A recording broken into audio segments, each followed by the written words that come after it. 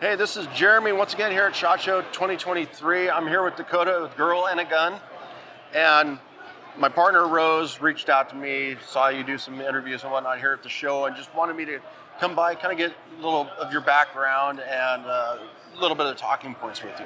Yeah, definitely. So I grew up just outside of Chicago. Didn't really grow up with guns around or in the house, but once I went off to college, I thought, what am I going to do if someone comes into my apartment? I live alone, and how would I handle that? And so I looked for a women's shooting group. I wanted to get involved that way and found a Girl and a Gun. And maybe 5 years later now, I run the San Diego chapter of the organization, and I do a lot of advocacy work for the Second Amendment.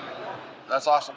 And like we talked before, I had an intern, Chris, that her dad let her shoot a gun once and was like, after that, leave alone, it's dangerous, it's dangerous. And then once she came out and was in Seattle with us and found out, talking with me that I had firearms, she asked me before she went home, can you take me to the range? And we took her to the range. We started off with 1022 and then went AR, SKS, AK. And then I had her shoot a shotgun, bird shot, then a buck, and then slug, and then we took her to the pistol. And then once we were done, she was excited. She was like just empowered and asked us, where can I go shoot when I got home? And we told her any local gun range. Normally people, if you go up, hey, I'm learning, can I check out things, they'll usually let you shoot and help you, because the stigma behind everything is, we're just, nope, we're not going to teach anything to you. No, we're open. We're, if you want to learn firearm safety, we're here. And so you were doing that you do that down in California, which is awesome. Yeah, that's something that we are really interested in doing, is inspiring women to take their safety into their own hands and become their own first responders.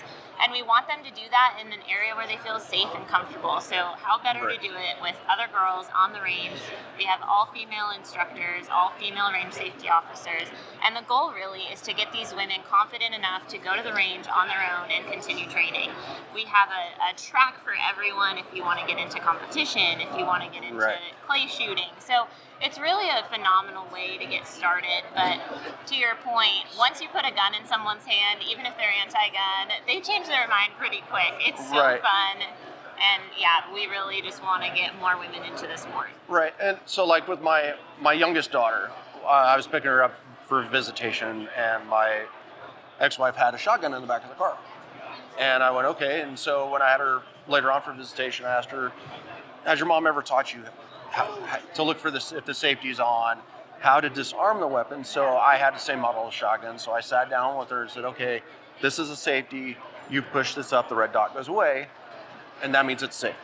And you can also tell if the rounds are in here. And so if you're home alone and this is out and you have your younger sister around, you can make sure it's safe and try to put it away, so that way you keep all of you safer.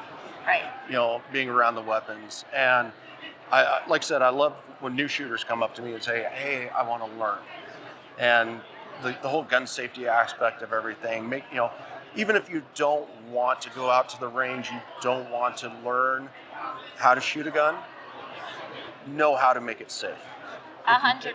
I think, a long time ago in this country, every kid that went to school learned about the basics of gun safety. Right. And it's so honestly tragic that isn't happening in schools these days, because we see every year accidental discharges with firearms and toddlers even. And so, I always advertise the Eddie the Eagle program through the NRA. I think that's a great way to get your children age-appropriate language to make sure that they know what they should do if they ever see a firearm. A lot of people in this country think, I don't have a gun, my neighbor doesn't have a gun, I don't know if I know anyone who has a gun. But that's not true. It's because a lot of gun owners are quiet about their ownership. And so your friend may have parents who own a gun, and your child may end up at that friend's house, and do they have the language, and do they know what they should do if they see that weapon? Right. So even non-firearm owners should educate their children, because the odds of them finding a gun in someone else's house are there. Right. And I grew up in the 90s, 80s, and Eastern Washington, it was not uncommon to show up to school and there's a gun in a gun rack in the back window, because Jim and Joe were going to go out hunting right after, pheasant hunting or deer hunting right after school. So that's a culture I grew up in Eastern Washington. And I've actually had, I went to a restaurant, I was concealed carry, and I had a gentleman walk up to me and say, well, why aren't you going to the bar? And I was like, well, here in Washington State, I can't conceal carry in a bar. And he goes, well, why do you have a gun on you? And as soon as I had talked about, I lived outside of the city, and my neighbor got robbed, and the people were still in their home, and it took the sheriff department 45 minutes to an hour to get to the house. We just had a study come out in San Diego about police response times, and we found that priority 1 police calls take 48 minutes on average for police to respond. Priority 1 means that someone is in danger of dying.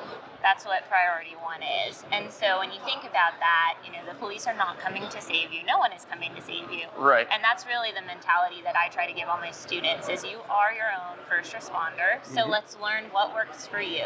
And it may not be a gun. I don't push guns on everyone. If you think you shouldn't have one, then you probably shouldn't. But let's talk about other opportunities and other options to protect yourself. And I retired out of the National Guard out of Washington State, and we did what was called Cascadia Uprising event.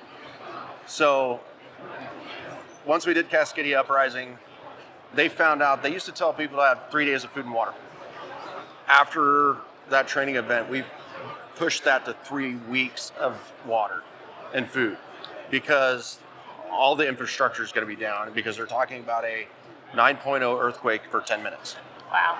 And I had a lady sit there and tell me, well, FEMA will be here to take care of us. And I went, I'm part of FEMA at this point. It's going to take us 2 weeks to get ramped up and get people from out of the state who are not affected into this area. So you're on your own for 3 weeks. People don't want to think about that, and I totally understand it because it's a very vulnerable place that you have to go to in your mind to say, I may not have any help coming, and I could be the victim of, a natural disaster, a violent attack. No one wants to think about their lives going in that direction. They want to think about, sunshine and rainbows. Right, and I also went down for Katrina. I did Katrina relief and saw the aftermath and everything that happened down there, and that kind of opened my own eyes. But even being in the National Guard, it opened my eyes going, this could easily happen in Western Washington. So yeah, the Girl in a Gun director, Robin Sandoval, actually started, really this work and having firearms herself as someone who never had owned a gun and was against guns because of the aftermath of Katrina and seeing how vulnerable those people were. Yeah. Natural disasters are a really sad reality of the world we live in, and being prepared is, always a good idea. And I actually went down for some training down there years later.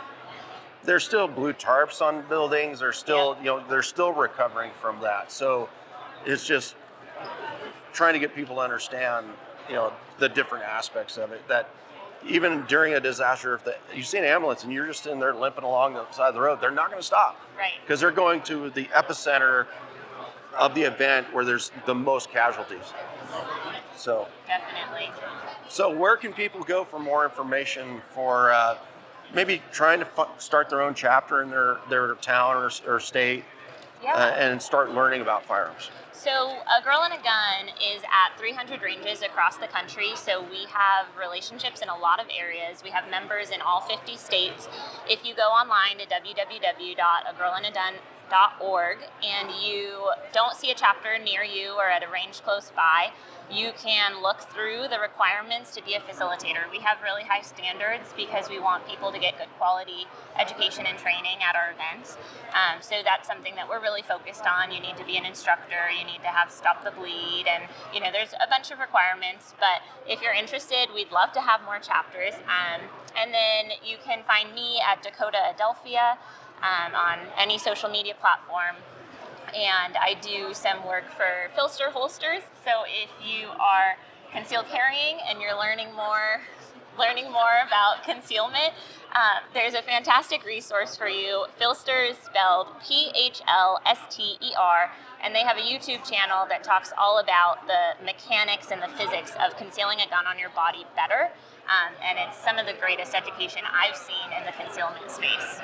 That's awesome. So once again, this is Jeremy at SHOT Show 2023 with Dakota. Thank you, Dakota, for spending some time with us during your busy schedule. Yeah, no problem. Thank you. All right. See y'all later.